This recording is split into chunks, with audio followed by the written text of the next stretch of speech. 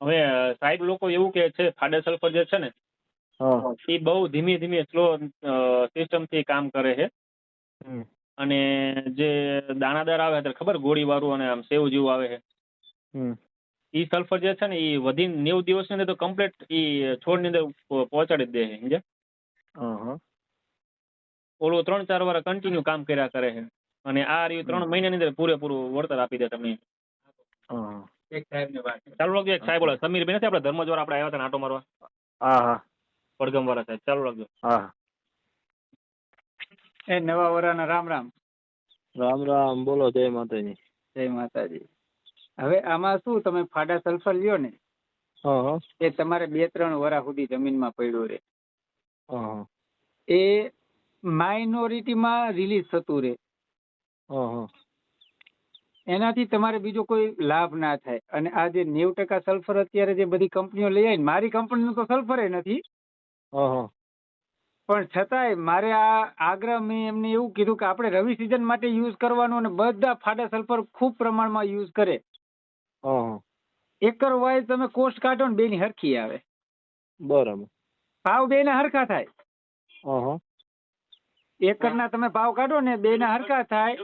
આ તમારે એક ફૂગમાં કામ કરશે, એક તત્વમાં કામ કરશે, જમીન સુધારવામાં કામ કરશે.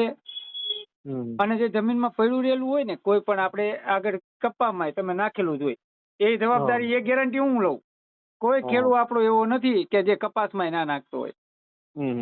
અને એમાં બધું ડીએપી ને બધું એમ નામ પડેલું હોય છે. કેમ કે ડીએપી ના એક ગુણધર્મ એક 42 દિવસ પછી કામ કરે ને એક 90 દિવસ પછી કામ કરે. 90 દિવસ પછી વાળાનું તો હજી પડ્યું જ હોય. તો એ બધું ઉપયોગમાં આવી જાય.